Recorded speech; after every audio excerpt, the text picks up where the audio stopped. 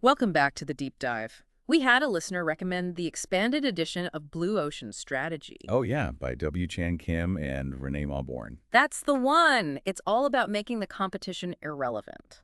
That's a powerful idea. Huh. I mean, who wouldn't want to create a market where they're the only game in town? Right. It's like a business dream come true. And even though this book has been out for a while, revisiting it, I was struck by how relevant it still is today. Absolutely. The core principles are timeless, especially the focus on value innovation. Okay, so for our listener who might be hearing about Blue Ocean Strategy for the first time, could you break down what that actually means? Well, think of it this way. Traditional competition is like a bloody red ocean, right? Yeah, everyone's fighting over the same limited resources, the same customers. Exactly. But a blue ocean is a market space where the demand is created, not fought over. You're not trying to outmaneuver the competition. You're making them irrelevant by offering something completely new and different. So it's less about beating the competition and more about creating a whole new game. Precisely. And that's where value innovation comes in. It's the cornerstone of Blue Ocean strategy. It's about creating a leap in value for both the buyer and the company. I'm already seeing the appeal. Can you give our listener a concrete example of a company that actually pulled this off? Sure, the book uses a bunch of great examples, but one that always stands out to me is Yellowtail Wine. Oh, yeah, I remember when they first hit the market, they really shook things up. They did. The U.S. wine industry at the time was a classic red ocean. Lots of competition, everyone fighting for shelf space, trying to appeal to connoisseurs with complex flavors and fancy labels. It was all very intimidating for the average wine drinker, like me. Exactly. So Yellowtail came in and said, forget all that.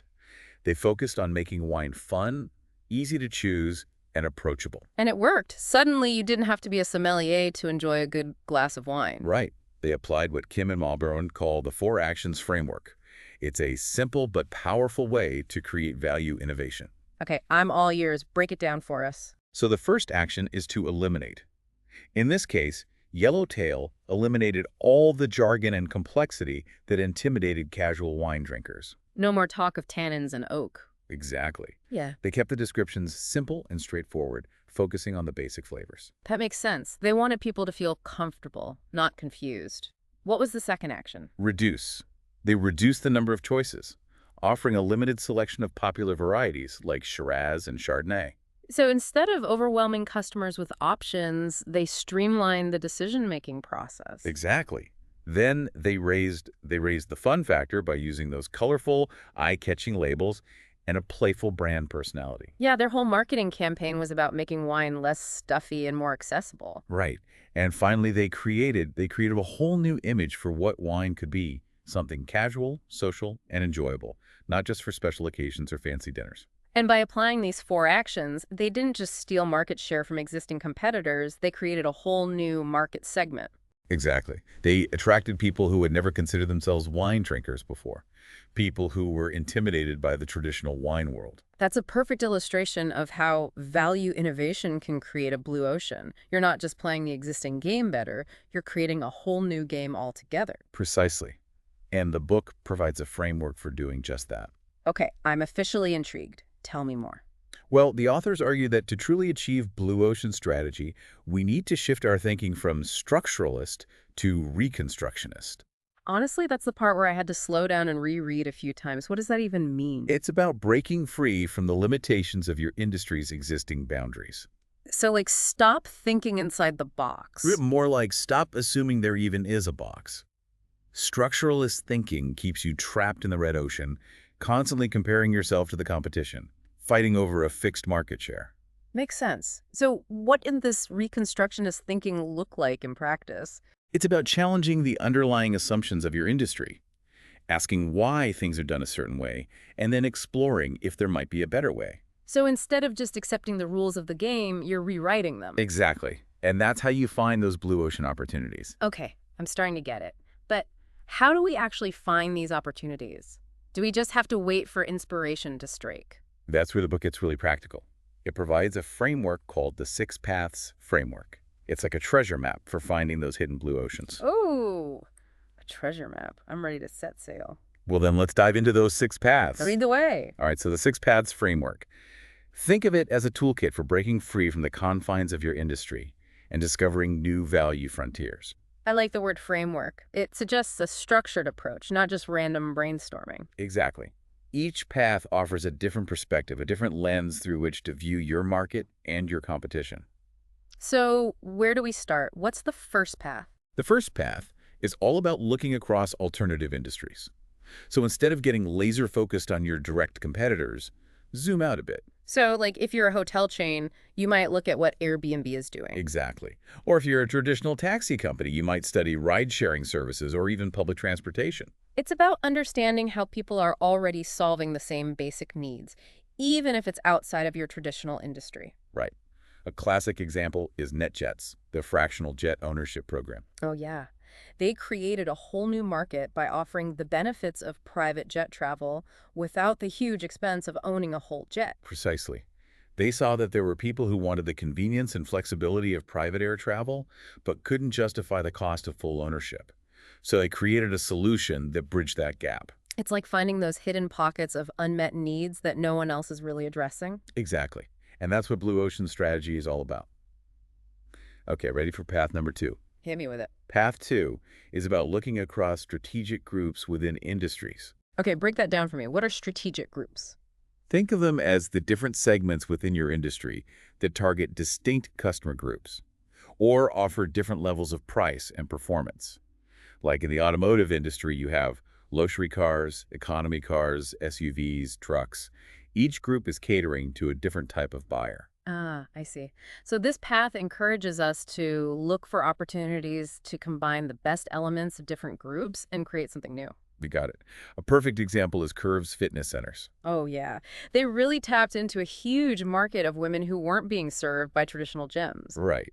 They looked at the traditional gym model, which often felt intimidating to women, and the home workout option, which lacked the social and motivational aspect, and created something completely new. It's like they found a sweet spot that was being overlooked by the existing players. Exactly. They created a streamlined, affordable, women-only workout experience that combined the best of both worlds. Genius. Okay, what about path number 3? Path 3 is about looking across a chain of buyers. The chain of buyers. Okay, now you're really going to have to explain this one. Think about all the people involved in the purchase and use of your product or service. It might be the end user, the purchasing manager, the influencers, even the maintenance crew. So it's about understanding the entire ecosystem surrounding your product, not just the person who's actually buying it. Precisely. A great example is Bloomberg Terminals. Those things are ubiquitous in the financial world. How did they do it? Well, traditionally, financial software was sold to IT departments. But Bloomberg realized that the real users, the ones who actually spent all day on those terminals, were the traders. So they shifted their focus to understanding the trader's needs and pain points. Exactly. They realized that traders needed real-time data, analytics, and communication tools that were fast, reliable, and intuitive. And by meeting those needs, they created a product that was so essential, so indispensable, that it became the industry standard. And I bet they were able to charge a premium price for that kind of value. You bet. Okay, ready for path number 4? Lay it on me. Path 4 encourages us to look across complementary product and service offerings. Okay, I'm listening. Think about the products or services that are used alongside yours, either before, during, or after. So, like, if you're selling a car, you might consider the financing options, insurance packages, or maintenance services. Precisely. Or if you're running a movie theater, you might think about the concession stand or the arcade games that people enjoy before or after the film. It's about looking at the entire customer journey, not just your isolated product or service. Right. The book tells this great story about Philips and their lime scale fighting tea kettle. I remember that one. It's such a clever example. So the British tea kettle market was super competitive, a classic red ocean. But Philips realized that the real pain point for consumers wasn't the kettle itself, but the hassle of dealing with limescale buildup. Which, if you've ever lived in a place with hard water, you know it's a constant battle. Exactly. So they created a kettle with a built-in filter that addressed that specific problem. And by looking at the bigger picture, the entire experience surrounding their product, they were able to differentiate themselves in a crowded market. Precisely. All right, on to path 5. Bring it on. Path 5 is about looking across functional or emotional appeal to buyers. Okay, I think I'm starting to see where this is going. Traditionally, industries tend to converge on either a functional or an emotional orientation. Like Discount airlines are all about functionality, while luxury brands focus on emotional appeal. So this path is about challenging that dichotomy. Exactly. It's about asking, what if we flipped the script? What if we added emotional appeal to a traditionally functional product, or vice versa? Okay, let me think. Oh. What about Swatch watches? They took something that was traditionally seen as a purely functional item and infused it with personality, color, and fashion. That's a perfect example. They turned a commodity product into a fashion statement and created a whole new market for affordable collectible watches. Brilliant. Okay, what's the final path? The sixth path is all about looking across time. Across time? You mean like time travel? Not exactly. It's about anticipating trends that are already shaping the future, even if they're not yet fully visible on the radar. Okay, so it's more like strategic forecasting. Precisely. Think about demographic shifts, technological advancements, cultural changes, those long-term forces that are reshaping industries and consumer behaviors. So, like, the rise of e-commerce was a trend that fundamentally changed the retail landscape, even though it took a while for its full impact to be felt. Exactly. And companies that were able to anticipate that shift and adapt their strategies were the ones that thrived. The book uses the example of Apple and the iPod. They saw the trend towards digital music consumption and created a product and ecosystem that perfectly captured that emerging market. It's amazing how much has changed in the music industry in just a few decades. And it all started with someone recognizing a trend and having the courage to bet on it. So, we've got these 6 paths for finding blue oceans. We can look across industries, across strategic groups, across the chain of buyers, across complementary offerings, across functional and emotional appeal, and across time. But how do we actually take all of this and translate it into a concrete strategy? That's where we get to the strategy canvas. It's a powerful tool for visualizing your strategic profile and comparing it to the competition. Okay, I'm ready to get visual. Tell me more. It's not a one and done kind of thing. Yeah. You have to keep innovating if you want to stay ahead of the curve. Blue oceans aren't immune to competition. So it's not like we find our blue ocean and then we can just kick back and relax. Definitely not. Those pristine waters can get crowded pretty quickly. Competitors see your success, and they want a piece of the action. So over time, those blue waters can start to turn red as rivals try to copy what you're doing. And then we're back to that bloody red ocean battle. That's the risk. That's why ongoing renewal is so crucial to blue ocean strategy. It's not enough to just create a blue ocean. You have to keep it blue. Okay, so how do we do that? How do we make sure our blue ocean stays blue? Well, the book outlines some early warning signs that your blue ocean might be turning red.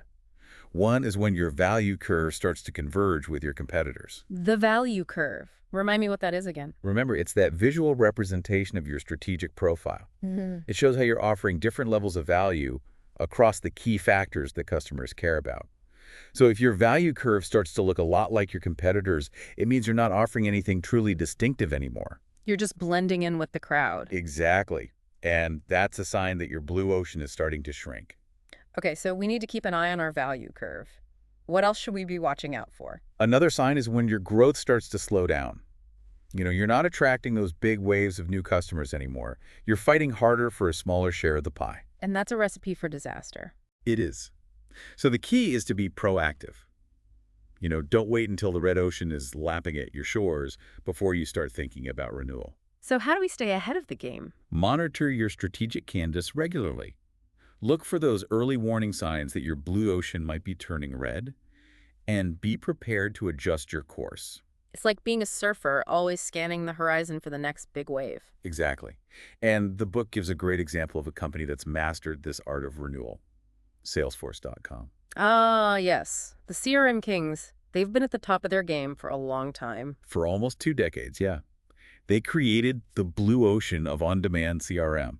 But they didn't stop there. So they didn't just rest on their laurels. Yep. As competitors started to emerge, Salesforce kept innovating. They introduced new features, expanded their offerings. They were always looking for ways to stay ahead of the curve. So they basically created a series of mini blue oceans within their larger blue ocean. That's a great way to put it. They didn't let their initial success make them complacent. They kept pushing the boundaries. That's a powerful lesson for any business. But this idea of renewal goes beyond just adding new features or products, right? It does. Sometimes renewal requires a more fundamental shift in your strategic thinking. Remember that 6th path we talked about? Looking across time? Oh yeah, anticipating those future trends. Exactly. It's about having that long-term vision and being willing to make bold moves to stay ahead of the disruption curve. Otherwise, you risk becoming the next blockbuster, right? That's a pretty stark example, but yeah, if you're not paying attention to those long-term trends, you could easily find yourself stuck in a dying industry. So we've covered a lot of ground today. We've talked about the power of value innovation, the six paths framework for finding blue oceans, the strategy canvas for visualizing your strategy. We've even explored how to keep those blue oceans blue through ongoing renewal. It's been quite a deep dive. It has. But what does all of this mean for our listener? What's the big takeaway here? I think the key message is that blue ocean strategy is not just a one-time tactic. It's an ongoing mindset. It's about constantly challenging the status quo, looking for those untapped opportunities, and being willing to reinvent yourself before the market forces you to. It's like that quote, the only constant is change. Exactly. And those who embrace change, those who are willing to think differently and explore those uncharted waters, are the ones who will thrive in the long run. So instead of fighting over scraps in a crowded red ocean, we can create our own vast blue oceans of opportunity. Precisely. And who knows what amazing discoveries await us in those uncharted waters. Well, that's an inspiring thought to end on. Thanks for joining me on this deep dive. It's been a real pleasure exploring the world of blue ocean strategy with you. The pleasure was all mine. Yeah. I always enjoy these deep dives. And for you listening out there, we hope this deep dive has sparked some new ideas and inspired you to think differently about your own challenges and opportunities. Remember, the world is full of blue oceans waiting to be discovered. All it takes is the courage to chart a new course. Until next time, keep exploring. And happy swimming.